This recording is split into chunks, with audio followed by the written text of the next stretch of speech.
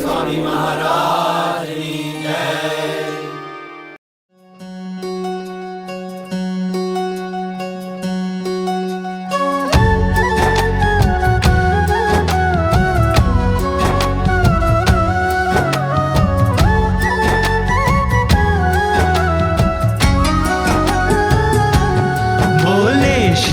हरि रे सुनिए नर नारी हरिजन, मुझे एक वार्ता रे सबको कहने का है मन।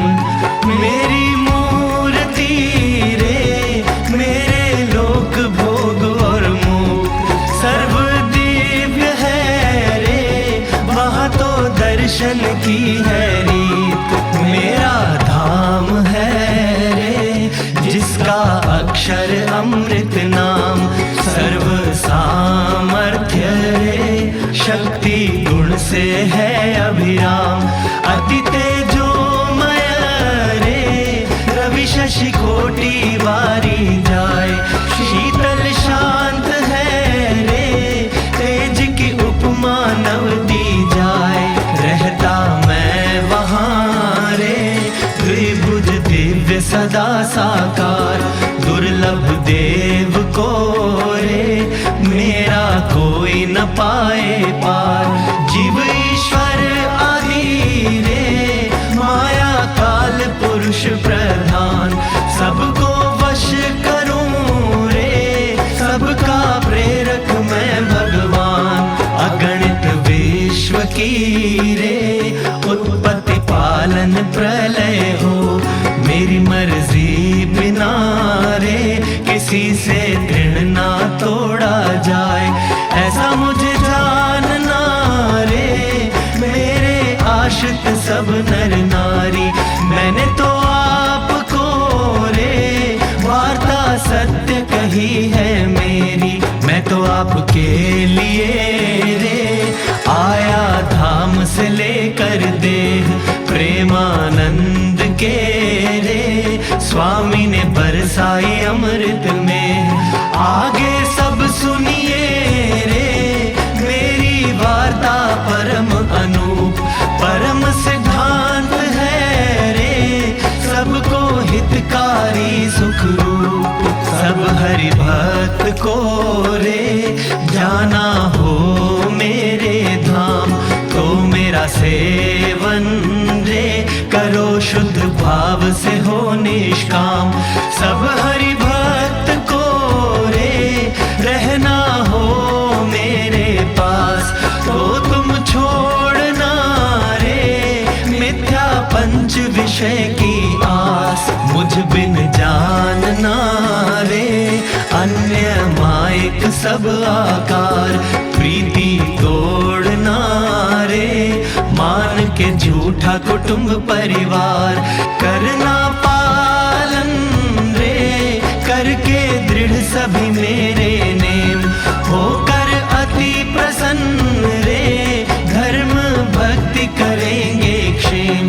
बोले श्री हरि रे सुनिए नर नारी हरिजन, बोले श्री हरि रे सुनिए नर नारी हरिजन।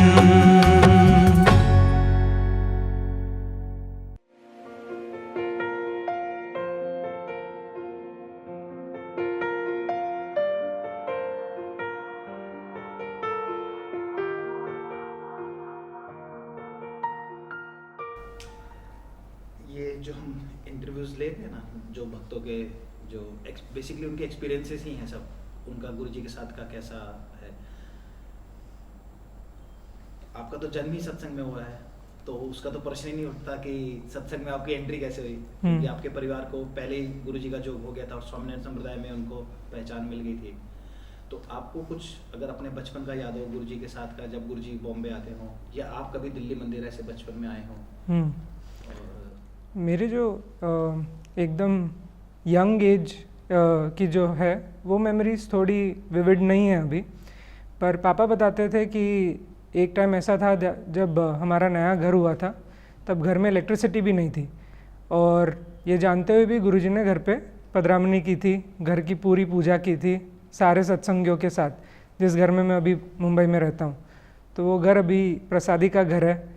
फिर मेरी जब बर्थडे भी होती थी तो गुरुजी घर आते थे उस टाइम पे। वो सब फ़ोटोज़ देख के मुझे वो सब यादें हैं कि हाँ ये है।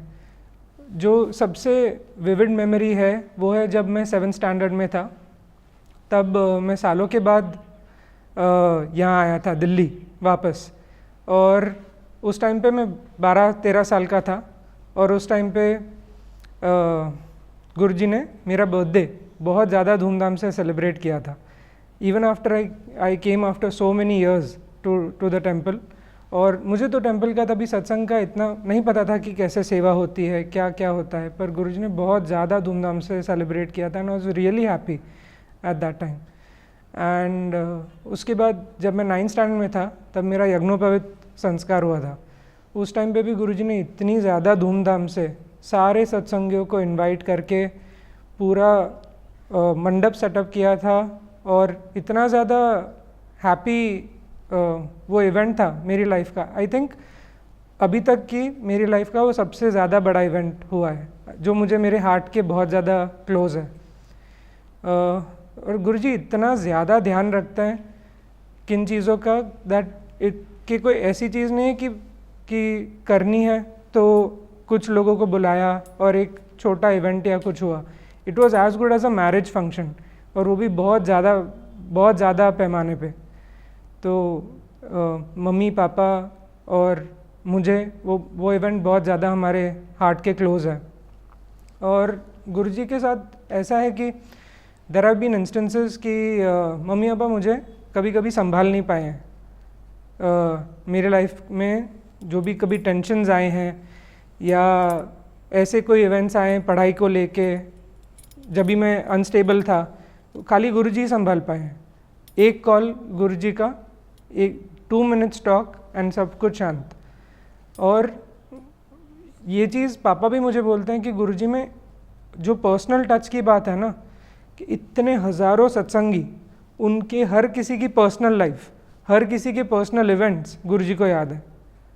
और आप कभी भी फ़ोन करो गुरुजी को, ही रिमेंबर्स एवरीथिंग कि आपकी लाइफ में क्या है और आपको कैसे मदद की जा सकती है। एंड गुरुजी जब भी बात करते थे सब ठंडा पड़ जाता था। एंड एक ऐसा इवेंट हुआ था, मेरी 10th स्टैंडर्ड की एग्ज़ाम्स थी। ये मुझे हमेशा ज़िंदगी भर ये चीज़ याद रहेगी। 10th स्टैंडर्ड की एग्ज़ाम्स थी, बोर्ड एग्ज़ाम्स, और मैं बहुत ज़्यादा प्रेशर में आ गया था कि मार्क्स को लेके कि विल आई परफॉर्म वेल कि नहीं, और उस प्रेशर की वजह से I used to cry during the board exams. कल एग्ज़ाम है तो आज 3-4 घंटे में रोता था कि कल क्या होगा ऐसे। तो मेरी मम्मी मेरे पास बैठ के दिन में 8 से 10 घंटा धुन करती थी, और पानी का ग्लास लेके कि और खाना लेके और सब कुछ, बस धुन किए ही जाए। और मैं ऐसे पूरे सारी जितनी 10 एग्ज़ाम्स या जो भी होती हैं, मैं हर एग्ज़ाम के टाइम पे गुरुजी को एवरीडे 3-4 कॉल आते थे, और गुरुजी एवरी टाइम अटेंड करते थे। हाँ, तू अब कैसा है, तुझे मेरे पे विश्वास नहीं है, तेरे साथ कुछ नहीं होने वाला है, मैं हूँ ना तेरे साथ, तू बस ध्यान रख अपना, और तू बस महाराज ने भजन कर अने भण બધું સારું થશે। પછી गुरुजी जब ये चीज़ बोलते थे तो हर एग्ज़ाम निकलती जाती थी। एक एग्ज़ाम ऐसी थी जो मेरी लास्ट एग्ज़ाम थी, ज्योग्राफी का पेपर था। तो उस टाइम पे मैं बहुत ज़्यादा रो रहा था, और मम्मी ने गुरुजी को 3-4 बार फ़ोन भी किया, उसके बाद भी वो रोना रुके ही ना कोई कारणवश।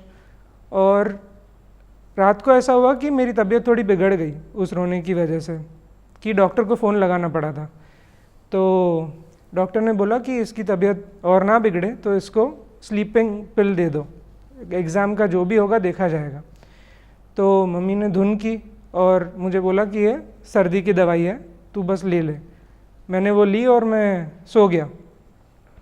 और ठीक है, मम्मी उसके बाद भी धुन करती रही, 3 घंटे तक मम्मी ने धुन की कि बस ये अच्छा रहे, इसकी हेल्थ अच्छी रहे। रात को 3 बजे पापा ऐसे चिल्लाते हुए आए कि ये कोई मजाक तो नहीं कर रहा है, तो तेरा दोस्त मजाक तो नहीं कर रहा है। तो मेरे फ़ोन पे मैसेज आया था कि नेशनल लेवल एग्ज़ाम कैंसिल हो गई थी और 15 दिन पोस्टपोन हो गई थी। तो ये मुझे नहीं पता कि और कोई इसे क्या मानेगा, कोई कोइंसिडेंस या क्या, पर मेरे लिए ये इंस्टेंस ऐसा था कि गुजराती में ऐसी कहावत है कि चकली माटे पण प्रभु ब्रह्मांड ऊभું करे छे। तो मैं वो चकली था जिसके लिए प्रभु ने पूरा ब्रह्मांड बदल दिया था उस दिन। तो और गुरुजी ने इतने संस्कार दिए, जो भी मेरा वरतना है या जो भी है, मम्मी पापा का तो श्रेय है ही, पर सबसे ज़्यादा श्रेय गुरुजी का है कि कोई भी कार्य करो तो उसके पहले मन में यही विचार आता है कि गुरुजी को ये अच्छा लगेगा, आज हम गुरुजी को रिप्रेजेंट कर रहे हैं, क्या गुरुजी को ये अच्छा लगेगा? नहीं। और इस टाइम में मंदिर में जब आया तो रात को मुझे नाइट ड्यूटी की जब सेवा का टाइम मिलता था, उस टाइम पे मैंने काफ़ी जो मंदिर के जो ओल्ड सेवक्स हैं, जो पहले से मंदिर में हैं, उनकी सेवा देखी कि वो गुरुजी सोने जाए तो वो 1 घंटे 2 घंटे गुरुजी की सेवा करते ही रहे। और फिर गुरुजी अगर वापस उठे तो बोले कि इनको वापस बुलाओ, तो पूरी रात करते रहे। तो मुझे लगा कि गुरुजी ने मतलब उनका प्रेम कितना गुरुजी के लिए, कि गुरुजी कितनी भी बार बुलाए, कोई नींद की बात नहीं, कोई कुछ भी नहीं, पर वो प्रेम से कि गुरुजी को नींद आ जाए, गुरुजी को नींद आ जाए। गुरुजी ने कैसी फैमिली बनाई है, एंड इट इज़ अनबिलीवेबल, मैंने कहीं पे भी नहीं देखी है। And I am very fortunate कि मैं इस परिवार का एक हिस्सा हूँ। आप अभी पढ़ने के लिए अमेरिका भी गए हुए हैं? हाँ जी, हाँ जी, फर्दर स्टडीज के लिए। हाँ जी। वहाँ पे कोई ऐसा प्रसंग बना हो कि जिसमें आपको गुरुजी की मौजूदगी या काका जी की मौजूदगी का एहसास हुआ हो? हाँ जी। उधर अमेरिका जाने के बाद मैंने लोगों से बात करनी बंद कर दी, क्योंकि मेरे को ये लगता था कि यहाँ पे पढ़ने को आए हैं, सिर्फ पढ़ाई होगी और कुछ नहीं करना है। तो ये एक टाइम के बाद मुझ पे हावी होने लगा कि एकदम लोनलीनेस सी लगने लगी कि कोई भी आजू बाजू है ही नहीं, कोई ये ही नहीं है। तो ऐसे बहुत इंस्टेंसेस हुए हैं जब खाली धुन, और जब सुबह को उठ के एक बार धुन करते हैं और काका जी, गुरुजी और स्वामीनारायण भगवान की मूर्ति है रूम में, उनको देखें, साइड पे जब पढ़ रहे हैं गुरुजी को देखो, एक बार स्माइल करो, सब ठीक हो जाता है। कभी भी अकेलेपन की महसूसगी नहीं हुई है। मम्मी पापा से बात होती है, कुछ दोस्तों से बात होती है, पर वो वर्चुअल चीज़ है कि वो एक ठीक है, एक स्क्रीन पे आपको दिखे और पर वो कभी भी कंप्लीटनेस का एहसास नहीं कराती है। और गुरुजी कि जब वहाँ पे एक बार दर्शन भी होता है ना, तो वो कंप्लीटनेस की फीलिंग हो जाती है कि हाँ, ये बैठे हैं, कोई एक बाल भी नहीं उखाड़ सकता है किसी भी बात को लेके। वो चीज़ एक है। और दूसरी चीज़ ये कि मैं अमेरिका गया तो इतने सालों में गुरुजी कभी अमेरिका नहीं आए, पर ये मेरे को तो जाके 1.5 या 2 ईयर्स ही हुए हैं। और उस दौरान में गुरुजी वहाँ आके मेरे को बोला कि तुझे ये सिटी में आना है और हमारे साथ घूमना है। इतना हक से, मतलब मैंने तो ना तो कोई बुकिंग देखी, ना तो कहाँ रहना है, ना क्या खाना है। एक कैसा कोई फैमिली से भी कोई ऊपर की बात होती है ना कि तू अमारो छे, तारे कोई बात नहीं, चिंता नहीं, એવું। એટલે अब हमारे मन में भी वही बात कि गुरुजी है तो कोई बात की सोचने की भी ज़रूरत नहीं है, अपना अच्छे अपने बस बैग लेके चले जाओ और बस गुरुजी के साथ रहो। तो गुरुजी ने सब कुछ, रूम भी राहुल भैया के साथ में रहता था और उनके साथ भी बहुत अच्छी यादें हुई मेरी। तो वो मेरा अमेरिका का अगर मैं मेरी लाइफ में कोई बेस्ट एक्सपीरियंस रहा होगा तो ये है। आनंद, 2 साल पहले अनुष्ठान शिविर में आपका आना हुआ था। अनुष्ठान शिविर के साथ हाँ जी। 1 या 2 दिन पहले की बात है, आप लाइव देख रहे थे तो गुरुजी ने कोई बात करी थी कि ये हाँ। सब जा रहे हैं। हाँ। तो आप सरप्राइज में उसी रात को या अगले रात को आप आ गए थे। हाँ। तो गुरुजी बहुत खुश भी हुए थे और आप कई दिन तक रुके थे। हाँ जी, उस बारे में कुछ बताएंगे, वो क्या टोटल इंसिडेंस था पूरा? हाँ जी। तो मैं अनुष्ठान शिविर देख रहा था YDSD.org पे, और उस टाइम पे गुरुजी ने वो गुरुजी से बार बार बोल रहे थे कि तुम चले जाओगे, हमको ये कितना दुख होगा तुम रियलाइज़ नहीं करते हो। दूसरी बार बोला, तीसरी बार मैंने गुरुजी के आँख में आंसू देखे और मेरे को लगा कि गुरुजी को कितना, मतलब इतना तो घर वालों को नहीं होता है या पता नहीं किसको, बट गुरुजी ऐसे रो रहे थे कि तुम चले जाओगे तो हमारा क्या होगा, मतलब हम कितने दुखी होंगे। और उसको देख के मेरे को आना पड़ा कि गुरुजी को दुखी कैसे देख सकते हैं, तो वरना हुआ भी कि खाली लेने थोड़ी हैं, गुरुजी ने ध्यान तो रखो पड़े ना। और कुछ ऐसे इतने सालों में दीदी के साथ कोई प्रसंग आपके साथ हाँ, कुछ बने होंगे कि... हाँ अभी बना। तो गुरुजी और दीदी के साथ ऐसा है कि मैं जो चीज़ अपने मम्मी पापा को नहीं बता सकता ना, वो गुरुजी दीदी को बता सकता हूँ। तो ऐसी चीज़ थी कि मैं मंदिर आया और मंदिर आने के बाद आपको एकदम शांति हो जाती है कि कोई विचार नहीं आता है। कभी कभी ऐसे भी लगता है कि हाँ घर पे मम्मी पापा ठीक ही हैं, हम यहाँ पे बस मज़े करें सेवा करके। घर पे फ़ोन करने का कभी कभी मन भी नहीं होता है, सॉरी बट ऐसा होता है कि सेवा में इतने ज़्यादा वो हो जाते हैं गुरुजी के साथ कि वो भी नहीं होता है कि घर पे एक बार ऐसे फ़ोन भी करें। तो वैसे था, तो एकदम शांत था। और एक दिन दीदी बस मुझे मिले और उन्होंने बोला तेरे को मन में जो भी बातें हैं ना वो तेरे को गुरुजी को बतानी है। मैंने तो नहीं बताया था कि मुझे कुछ अशांति थी, जो थी, पर मैंने दीदी को वही बोला कि दीदी यहाँ आके तो सब शांति है, मुझे कोई ऐसी कोई चीज़ है ही नहीं कि कोई विचार आए या ऐसा कुछ। दीदी ने बोला यहाँ पे नहीं है, पर तू वापस जाएगा तो जो चीज़ तुझे अशांत करती है वो चीज़ तुझे यहाँ पे बतानी है और हल्का होके जाना है। तो गुरुजी और दीदी का कनेक्शन ऐसा कि मैं गुरुजी के पास गया और गुरुजी से पूरी बातें की।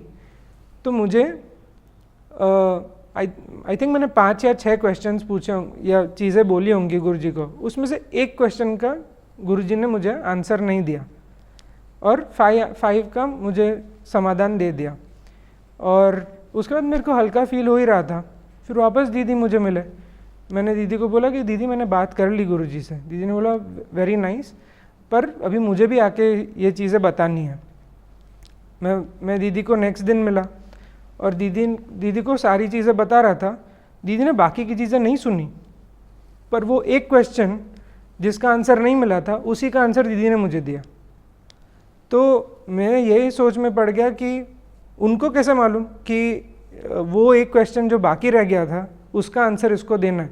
गुरुजी ने भजन किया होगा कि इसको इस चीज़ का समाधान मिल जाए और वो दीदी के थ्रू मिल गया। और वो ऐसे मिला कि वो अब पूरी लाइफ वो चीज़ जो मुझे सालों से परेशान कर रही थी अब पूरी लाइफ नहीं करेगी। अभी कल ही आपको गुरुजी ने स्वामीनारायण का कड़ा, हाँ जी, ये कैसे बना? मुझे भी नहीं पता। तो मैं यहाँ आया और गुरुजी ने वो राम अंकल है ना जो ज्वेलरी का ये करते हैं, तो उनको बस बुलाया और उसको मुझे अचानक से बुला के बोला आनंद तेरा मेजरमेंट दे दे। और गुरुजी ने तो वो मेजरमेंट लेके गए और गुरुजी इतना स्पेसिफिकली ऐसे बनना चाहिए, ये बनना चाहिए, ये बनना चाहिए। और मैं बस गुरुजी को देखे जा रहा हूँ कि गुरुजी मैंने ऐसा क्या किया है कि आप इतना खुश हो। और यही नहीं, स्काईवेज के जो शर्ट्स भी आते हैं वो भी 1 2 नहीं 6, ये भी लो, ये भी लो, ये भी लो, ये भी लो, और बस खाली दिया ही है। वो भी मेरे को पता नहीं मैंने क्या कारण क्या है, क्योंकि सेवा में तो मैं बहुत पीछे हूँ कंपेयर टू मंदिर में जो ओल्ड सेवक्स हैं सब, या मेरी उम्र के भी जो बच्चे हैं। आपकी उम्र के जो बच्चे हैं सत्संग में अभी मतलब मिड 20s मतलब यंग, उनके लिए आप कुछ कहना चाहेंगे कि वो किस तरह से मतलब ऐसा करेंगे गुरुजी के साथ और ऐसे मंदिर के साथ वो एक जुड़ पाए और एक पक्का रिश्ता उनका बन जाए? पक्का रिश्ता बन जाए, बन चुका है। वो इतना ज़्यादा, चेतन भाई, आशीष भाई, आप, वरुण और शुभम, मैं सारे नाम नहीं ले सकता हूँ, पर हर कोई बच्चा उनको गुरुजी के प्रति इतना ज़्यादा लगाव है, इतना ज़्यादा लगाव है। कोई भी इतने उम्र के बच्चों के लिए ये लेवल ऑफ अंडरस्टैंडिंग या ये लेवल ऑफ लगाव गुरुजी के लिए और कहीं नहीं हो सकता है, सिर्फ यहीं पे ही है गुरुजी के लिए। और मैं यहाँ पे शुभम करके एक बच्चा है जो सूरज स्वामी के साथ सेवा करता है, उसको मैंने देखा, वो 12th स्टैंडर्ड में है अभी और पूरा दिन किचन की सेवा में रहता है। और मैंने उसको ऑलवेज स्माइलिंग, ऑलवेज गुरुजी सूरज स्वामी एक बार उठाए, हाँ सूरज स्वामी, किसी ने 10 लोगों ने बोली चाय बना दो, हाँ चाय, एक बार भी कोई कंप्लेंट नहीं, या हमेशा वही हैप्पी भावना से। मुझे भी वो सीखना है, मैं उसको रोज़ बोलता हूँ कि हमें भी ऐसी सेवा सिखा दो। तो ये गुरुजी का ही है करना, ये जो भी उन्होंने क्वालिटीज़ हम सब बच्चों में दी है। कोई ऐसी बात जो आप गुरुजी को कहना चाहते हो जो आपने ना कही हो, या कोई ऐसी प्रार्थना जो आप करना चाहते हो? नहीं, I love you Guruji, I really love you and I will always be with you, Guruji, and I know you are always with me, but I just want to say I will always be with you. Jai Swaminarayan. Thank you. Jai Swaminarayan.